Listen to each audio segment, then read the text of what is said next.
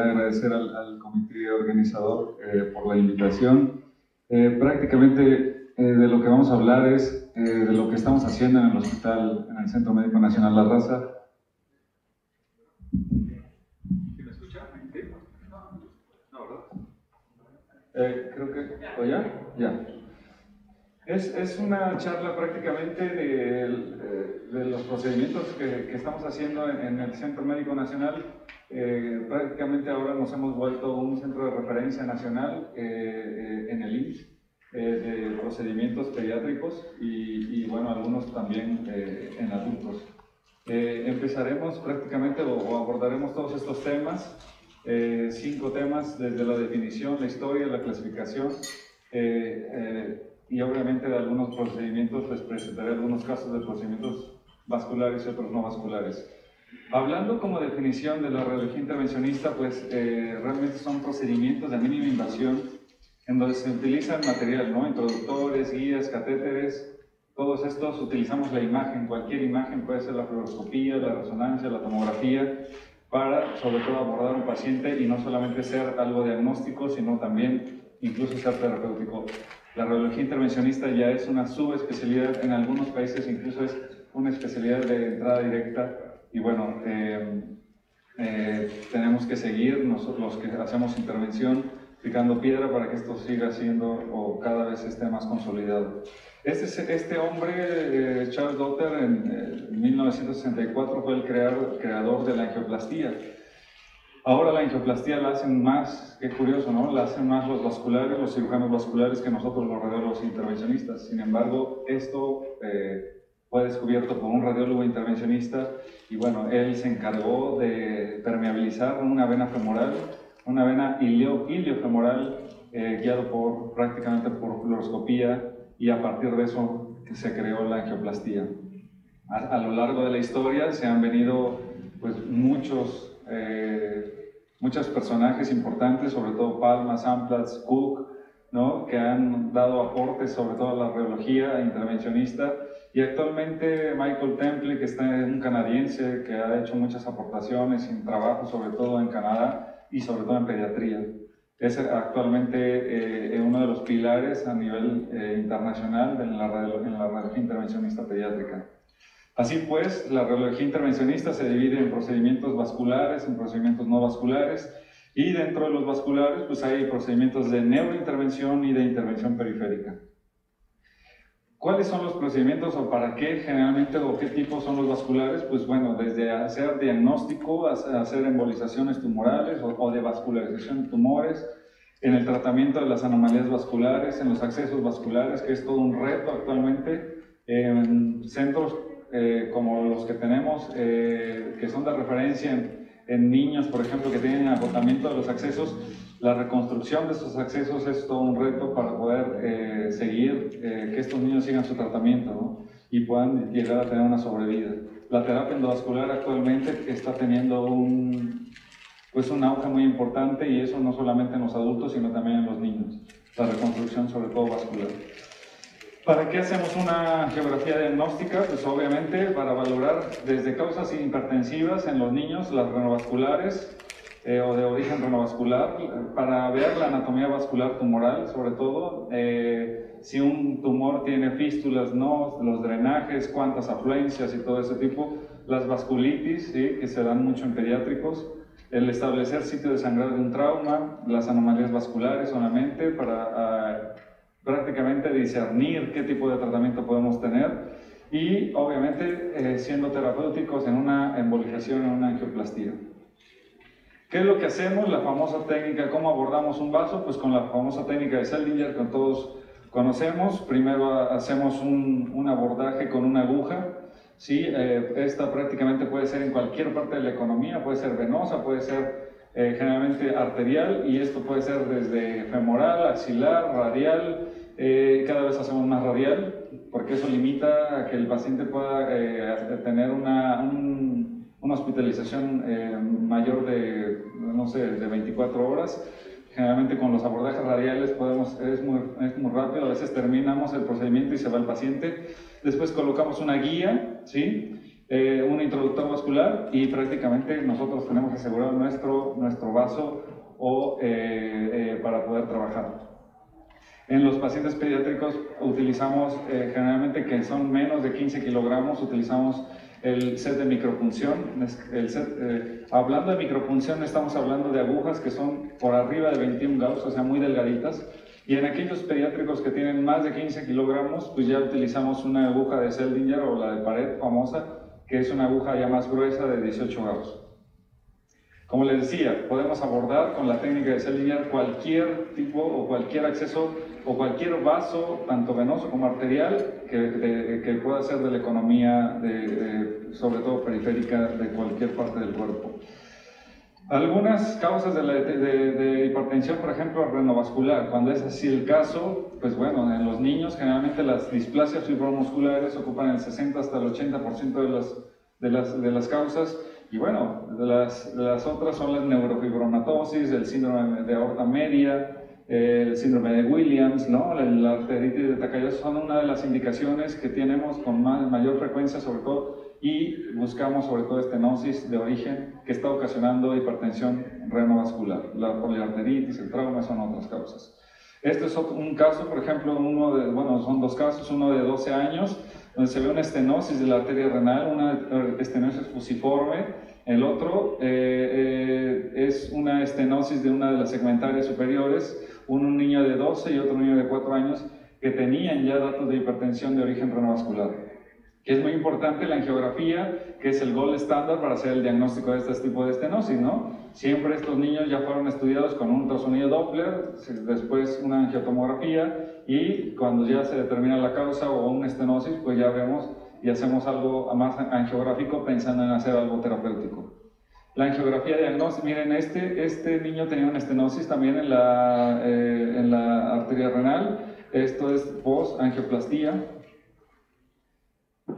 Otra estenosis, por ejemplo, de la arteria renal, de una de las segmentarias, ¿sí? Se hizo una angioplastía con balón. Esta muesca prácticamente, no sé si la alcancen a ver, pero esta muesca es prácticamente donde se observa o el sitio de estenosis para romper ese tipo de estenosis que está dando hipertensión, y este es el tratamiento, el resultado post-angioplastía. Estos procedimientos, pues bueno, no solamente son terapéuticos, pueden ser diagnósticos, y bueno, una facomatosis, en la neurofibromatosis tipo 1, podemos observar el tipo de aneurismas, ¿sí? que se están dando en las segmentarias, en una segmentación o bifurcación o trifurcación temprana. La poliarteritis nodosa, por ejemplo, vean la microvascularidad con microaneurismas generalizados. Estos obviamente son pacientes que nosotros vemos en un hospital de concentración donde llegan todo este tipo de pacientes, y generalmente ya, pues a veces son referidos desde la unidad de medicina familiar, ya pasaron por el general de zona y bueno, llegan ya a veces con daños más severos o crónicos. ¿En qué utilizamos también la arteriografía? Pues bueno, sobre todo en el trauma, ¿no? Nosotros hacemos muchas biopsias renales en injertos, tanto en nativos como en injertos renales, y vean cómo se puede producir esto, hematomas, por ejemplo, de forma importante, y donde podemos meter un catéter, un microcatéter, ser muy selectivos y prácticamente ver la extravasación y poder embolizar este tipo de situaciones. Estas situaciones en niños, sobre todo, que no podemos o no tienen acceso a esto, sobre todo en una angiografía, en una sala de hemodinamia, pueden terminar en una nefrectomía, así de simple. O hay veces que incluso pueden hasta fallecer por choque hipovolémico. Por ejemplo, fíjense, fue uno de los pacientes que tuvimos. Aquí se observa, y le hicimos una biopsia. Y se observa la extravasación del medio de contraste. Entonces, es un paciente que estaba chocado, tenía una fístula arteriocalicial, o sea, estaba todo prácticamente vaciándose hacia los sistemas colectores y hacia la vejiga. Este niño estaba orinando pura sangre y entramos, chocado el paciente, vemos la extravasación y pues prácticamente se colocaron aquí unos coils de forma selectiva, y el niño, pues bueno, se le salvó la vida, y bueno, se le salvó también parte del riñón, ¿no? O el riñón incluso. pacientes que ya tienen nefropatía crónica y obviamente el que puedan tener una nefrectomía es el cese del más del 50% de su función, y eso puede totalmente traducir clínicamente una alteración significativa, ¿no? Miren, este es un tumor asociado a la esclerosis tuberosa. Es un tumor, un angiomiolipoma, ¿no? Son tumores muy vascularizados, generalmente se dan mucho, sobre todo en los polos inferiores, en riñones izquierdos. Esta es una geografía selectiva del riñón izquierdo, se ve la vascularidad. Esta es una fase más tardía, vean la capilaridad que tiene, y estos generalmente los embolizamos con esferas o con partículas que prácticamente excluyen o devascularizan este tumor. Estos pacientes generalmente tienen mucha hematuria y es de lo que sufren, y están en constante hematuria, llegan a chocarse a veces o incluso llegan a tener recurrencia hospitalaria por disminución o por anemias, ¿no? También el sangrado del tubo digestivo, miren algunas de las causas, desde trauma, hígado, situaciones gastrointestinales, ¿sí? Gastritis, esofagitis, los procesos infecciosos.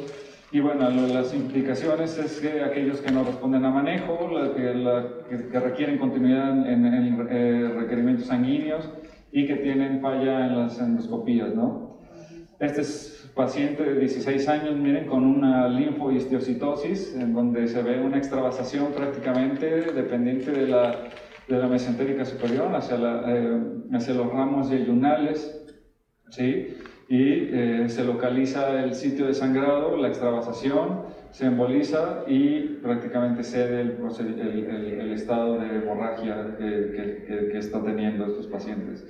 Las anomalías vasculares es todo un reto no solo para nosotros los radiólogos intervencionistas, sino para los oncólogos, los dermatólogos, los cirujanos pediatras, cualquier tipo de situaciones, porque prácticamente a veces son pacientes que no ceden a ningún tratamiento médico ni a veces quirúrgico, a veces tienen muchas recidivas. Entonces, miren, esta es la clasificación internacional por la Sociedad Internacional de las Anomalías Vasculares.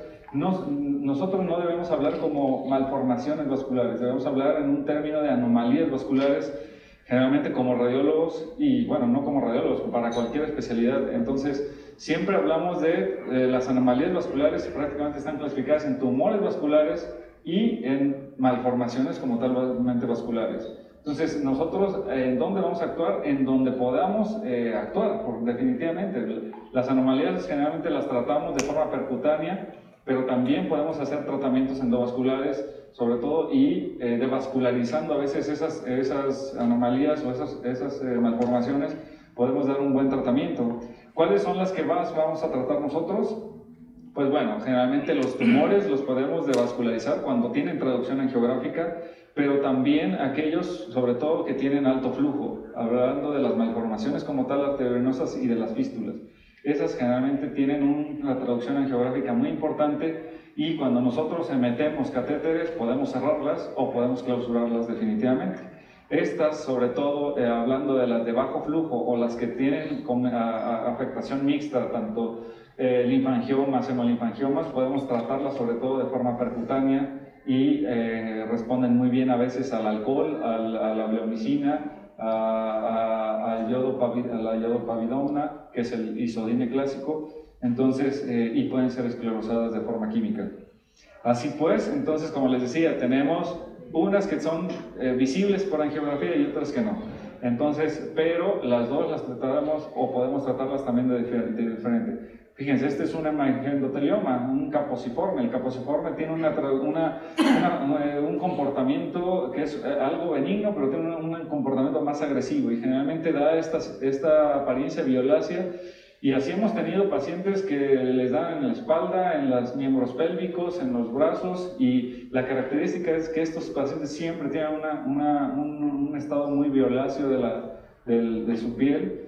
Y vean, prácticamente con una traducción angiográfica importante. Vean, esta es una fase más tardía, capilaridad, mucho sinusoide, y estos al momento de hacer la embolización se devascularizan y después entramos de forma percutánea y los podemos esclerosar con alcohol.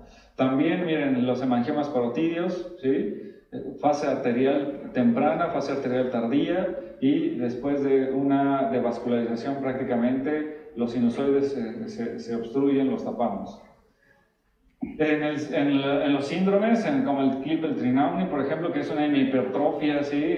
Una facomatosis que produce hemihipertrofias y que produce crecimientos importantes, ¿sí? Y sobre todo por las malformaciones que se dan de tipo venoso y arterial y fístulas que se dan, también podemos actuar, pero todo esto es prácticamente horas de estar ahí tapando vasitos, ¿sí? En la sala de angiografía. Y bueno, es complejo, son pacientes muy complejos tratar este tipo de pacientes.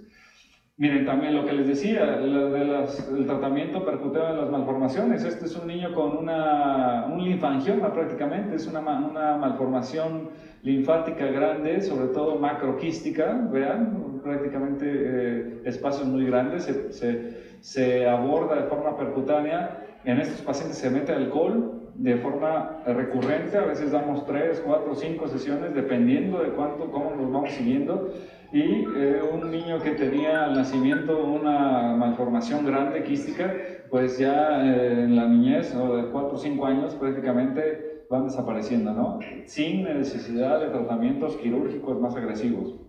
Esta es una anomalía venosa, esta es una malformación venosa típica, a veces las encontramos debajo de la lengua, a veces las encontramos submentonianas. Esta niña lo tenía en el labio, se aborda con varias agujas de forma percutánea, se da también, estuvimos administrando alcohol, y vean, con el tiempo obviamente va cediendo este tipo de pacientes, ¿no? De anomalías. Esta es otra niña, esta es la última que tuve. Esta realmente son anomalías, miren, llega con una mejilla con un aumento importante, ¿sí? Se le hizo resonancia, se le hizo tomografía, prácticamente, vean, no tiene una traducción en una fase arterial, prácticamente no tiene una traducción, un reforzamiento, ¿sí? Pero cuando nosotros le hacemos el ultrasonido, vemos aquí que son lagos venosos prácticamente. Entonces se hace un abordaje percutáneo, se mete contraste, vemos que no tenga un flujo venoso fuerte que nos vaya a migrar el alcohol, y en ese momento también nosotros aplicamos alcohol y se hacen varias sesiones y prácticamente va cediendo el volumen de la malformación. Estos son los materiales a embolizar, dependen mucho del vaso, de dos factores: del vaso que nosotros queramos cerrar, si es grande o pequeño, y obviamente si nosotros queremos ser de forma temporal o permanente la actuación de este material. Entonces, aquí podemos utilizar desde el clásico temporal, que es el Gelfoam, ese lo conocemos todos.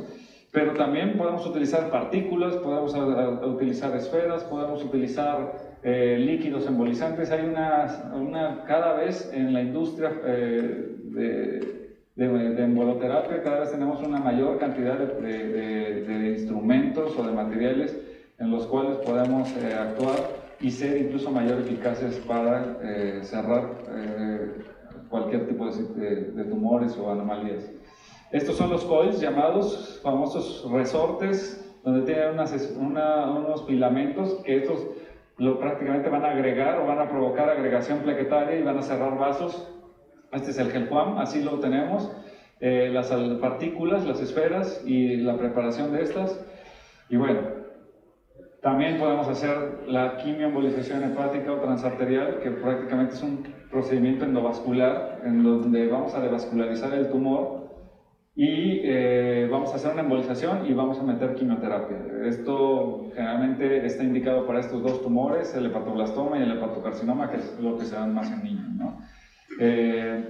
Algunas de las indicaciones, sobre todo aquellos que no fueron resecados de forma completa, quirúrgicamente, o como puente hacia el trasplante, y bueno, cuando no hubo una adecuada respuesta a la quimioterapia, y sobre todo en los pacientes que pueden ser paliativos. El objetivo siempre de la quimioembolización hepática es tener unas altas dosis, sobre todo bien que van el núcleo hacia el tumor, y disminuir los efectos sistémicos, y bueno, incrementar la permanencia y eficacia del mismo, ¿no?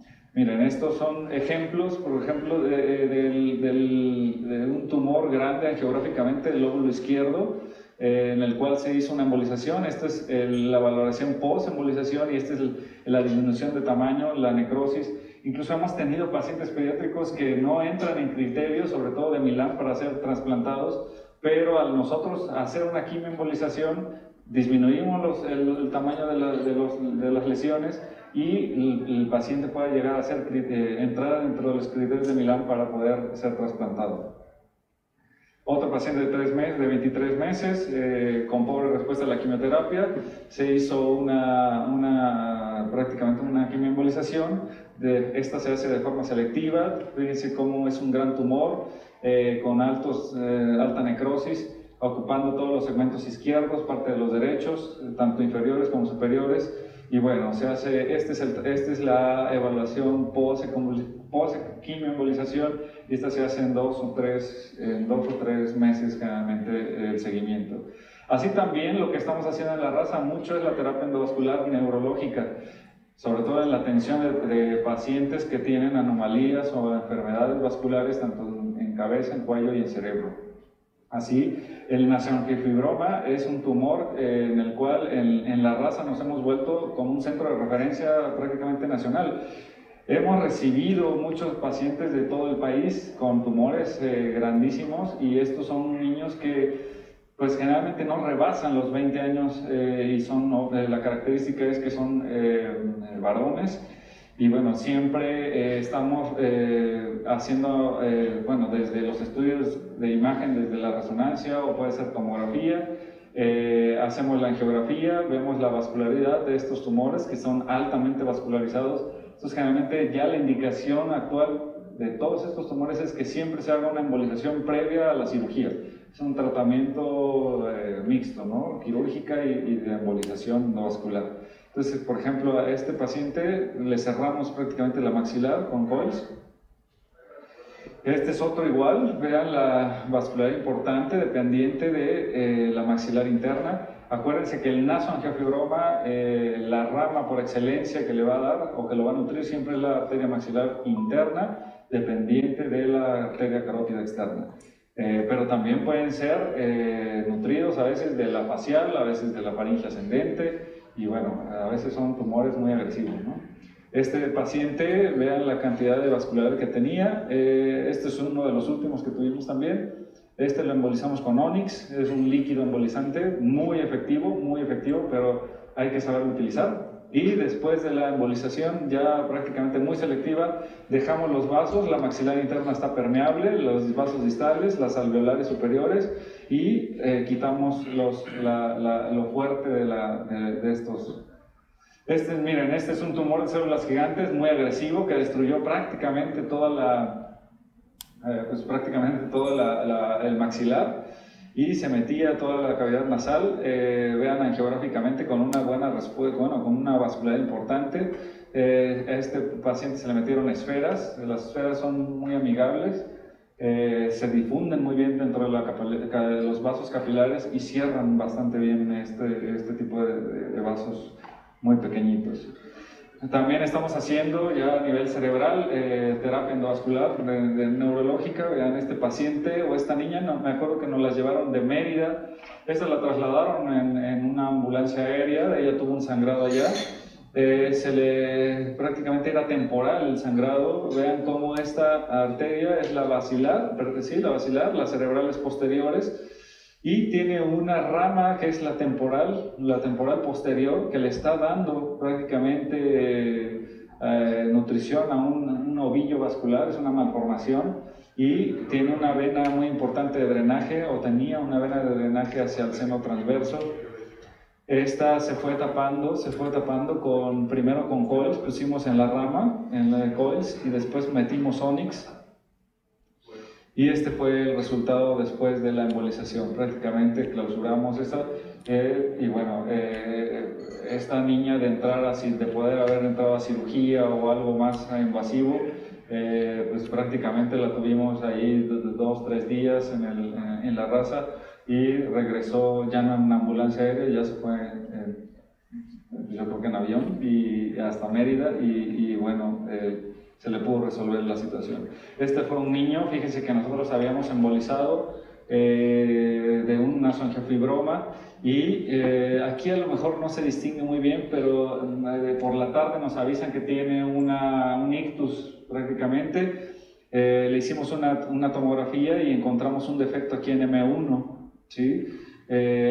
Fuimos por ese trombo que estaba en M1, y al momento de irlo retirando, pues tapamos la cerebral anterior. O sea, el trombo que estaba aquí en M1 migró hacia la cerebral anterior, y al rato pues ahora ya habíamos destapado bien M1 o toda la cerebral media, pero la cerebral anterior pues ya ahora era la que estaba tapada.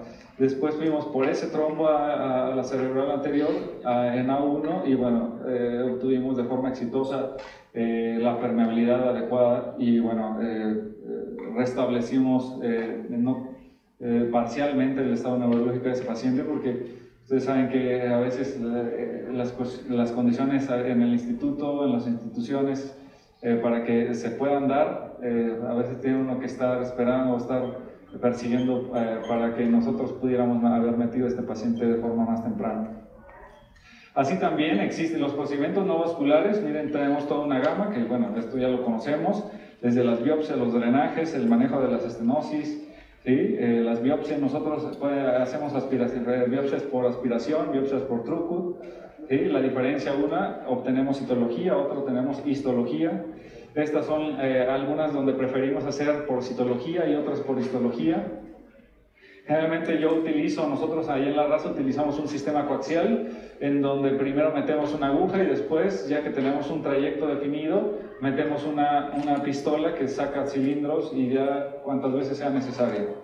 Este sistema nos permite hacer una embolización, obviamente, del trayecto de salida, para evitar que estos tumores puedan sangrar. Estos son los tumores, obviamente, los más frecuentes. Las leucemias, los linfomas siguen siendo las causas primarias de tumores a nivel internacional. Podemos hacer biopsias de toda la economía, de cualquier parte del cuerpo. Sí, este es una niña que tenía un rapto torácico. También hacemos las biopsias en las afectaciones renales, los injertos renales también, ¿sí? Y bueno, así también como podemos hacer biopsias, podemos hacer derivaciones, podemos la vía urinaria, la vía biliar, las colecciones, los abscesos, ¿no? Y bueno, las indicaciones, sobre todo en una nefrostomía, cuando tenemos una obstrucción, es colocar un catéter que va a derivar la vía urinaria, sobre todo con el objetivo de que esos riñones no sufran. Primero, obviamente, metemos guía, ya que nosotros tenemos nuestra guía, nuestro sistema colector, nuestra pelvisilla, metemos un catéter, y bueno, ahí está nuestro catéter ya bien colocado. Este fue un neonato prácticamente, bueno, no neonato, ya tenía 2-3 meses, pero le habían hecho pieloplastías, tenía estenosis bilateral de la unión ureteropiélica, le habían hecho plastillas, se le estenosaban, se le cerraban, y bueno, terminó con 2 catéteres prácticamente de nefrostomía para evitar el sufrimiento renal. En los drenajes, pues bueno, también siempre acuérdense que el objetivo es sacar ese material purulento, esa colección, y bueno, sobre todo para cuando estamos en sospecha de infección, y para caracterizar esos fluidos y también para cultivarlos, ¿no? Algunos de los pacientes que hemos tenido, sobre todo infecciones post o colecciones post apendicectomía, ¿sí? Colecciones grandes con presencia a nivel hidroaéreo, en los pseudoquistes pancreáticos también. En lugar de que se estén interviniendo quirúrgicamente de forma recurrente, pues la forma percutánea es algo que puede resolver, ¿no? En los quistes hemos tenido los quistes de duplicación esofágica también que están infectados. Podemos tratar ese tipo miren, este es un quiste prácticamente donde se metió, se hizo una abscesograma para ver si no tenía alguna fístula, se drenó el quiste infectado y bueno, después se esclerosó y con eso resolvió. Esta es una niña que nos llevaron de Guadalajara, que la trasplantaron, tiene un trasplante de hígado en donde le hicieron una biliodigestiva. En la primera creo que no se ve muy bien, pero en la biliodigestiva se obstruyó y esto está modificado obviamente. Esto está modificado, este es un hígado modificado porque es un hígado trasplantado. Se dejó un catéter obviamente para que estuviera ferulizando y obtuvo buenos resultados esta niña. Los requerimientos para cualquier paciente, para cualquier tratamiento de tipo intervencionista, siempre pues la valoración de los tiempos, las plaquetas, el apoyo anestésico es fundamental, y obviamente nosotros, yo siempre he dicho que para ser un buen intervencionista tenemos que ser siempre buenos radiólogos, tenemos que evaluar muy bien la imagen, cualquier método por resonancia. A partir de eso nosotros sabemos dónde colocar una aguja, dónde meter una guía, dónde colocar un introductor vascular y podemos tener buenos resultados. Estas son las complicaciones de los procedimientos vasculares, de los no vasculares, son complicaciones que siempre son innatas a cualquier procedimiento que puede haber. Estas son las complicaciones generales, cada procedimiento llega a tener sus especificaciones, ¿no? ¿Cuál es el presente y el futuro de esto? Pues obviamente los intervencionistas nos toca mucho en las anomalías vasculares, es un tema internacional que se discute en todos los foros, incluso multidisciplinarios, y ahí nosotros tenemos una participación siempre fundamental. El tratamiento de la hipertensión portal en niños, sobre todo, aquellos que sufrieron cateterismos y que tienen cavernomatosis y que están sufriendo de hipertensión portal, sangrados recurrentes, variciales, ahí es donde también nosotros tenemos una importancia, una participación fundamental. Sobre todo ahora lo que se está haciendo es la neoporta o el restablecimiento de la vasculatura portal y esplénica y mesentérica para tratar de disminuir los estados hipertensivos. Y sobre todo lo que hablábamos al principio, los accesos vasculares, sobre todo para ir dando, para que aquellos pacientes con agotamiento de accesos, o pacientes nefrópatas, puedan llegar a tener sobre todo una calidad de vida mejor. Y bueno, muchas gracias.